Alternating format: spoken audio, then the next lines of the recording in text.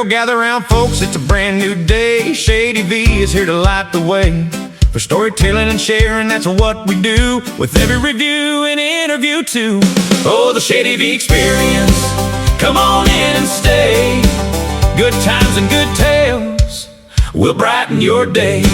Welcome to the Shady V Experience, where every story has a voice, every voice has a story, and every product gets a fair shake. Ghosts of Austin, Episode 3.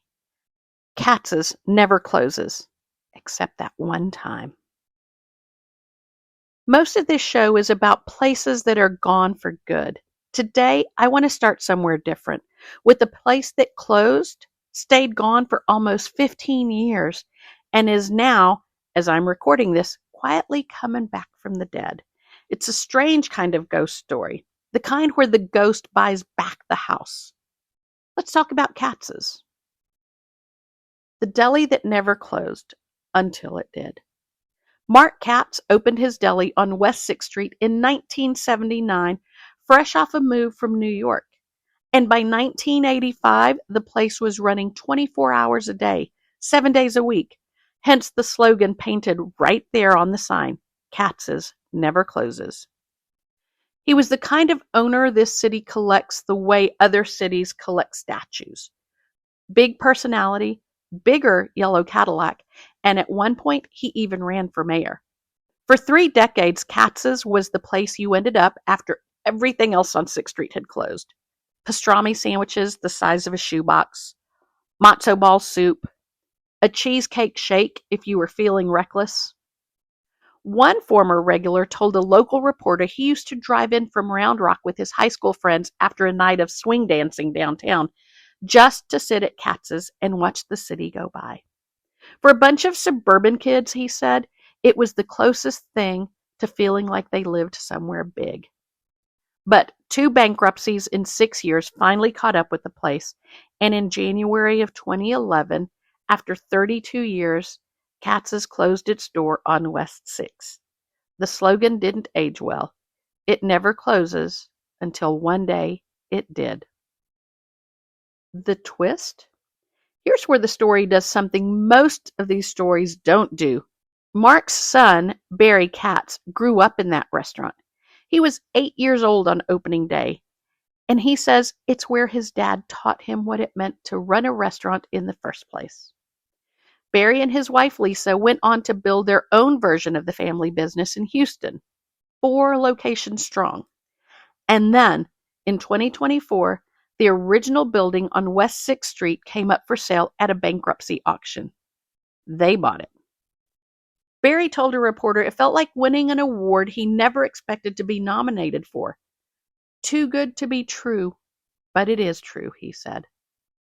The plan now is a full restoration, working with a local architecture firm to bring back the bones of the old space while blending in details from the newer Houston locations. As of the most recent building filings, the renovation is set to run from the fall of 2026 into the spring of 2027, so the doors probably won't reopen for a little while yet. But they're going to reopen. That almost never happens. Usually a closed restaurant is just a closed restaurant, a memory with a new tenant sitting on top of it. Katz's gets to be the rare one that comes back older, wiser, run by the kid who grew up sweeping its floors. I don't know what to do with the story that has a happy ending yet. Let's sit with that for a second before we move on to the ones that don't. The restaurant that became a hotel. Not every closure gets a second chapter. Some of them get replaced entirely by the thing that ended them.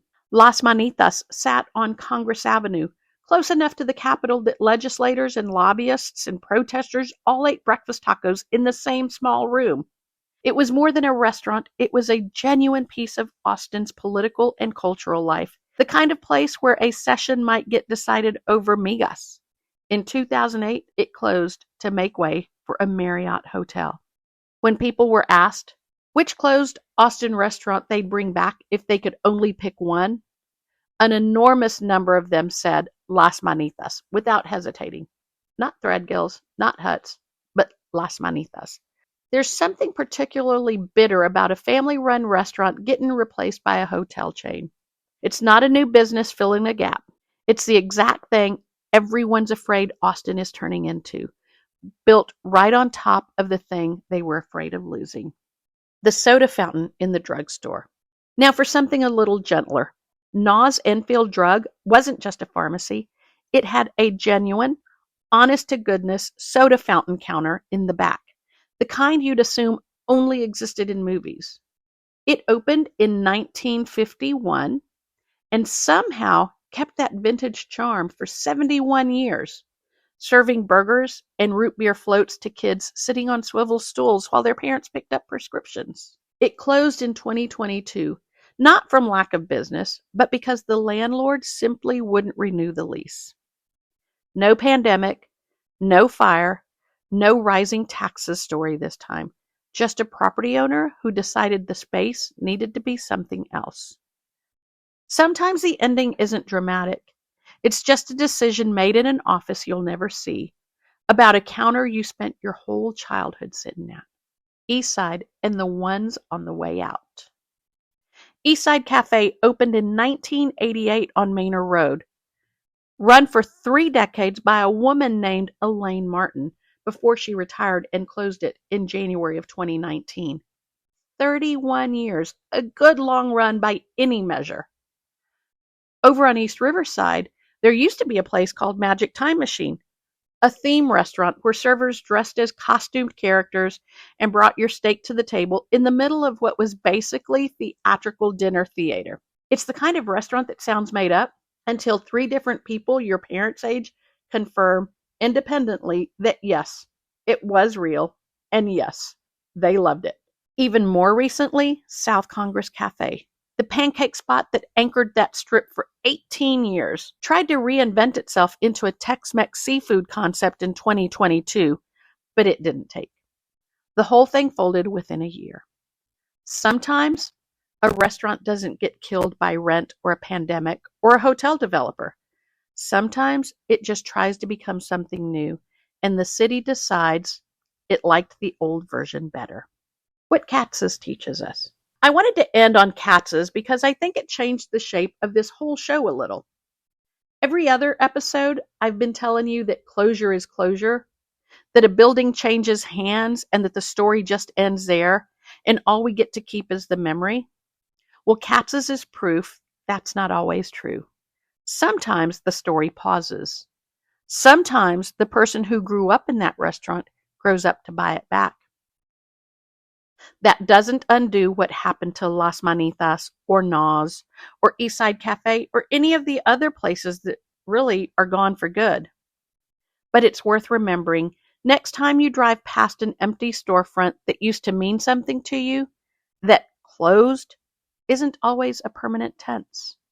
Sometimes it's just a very, very long pause.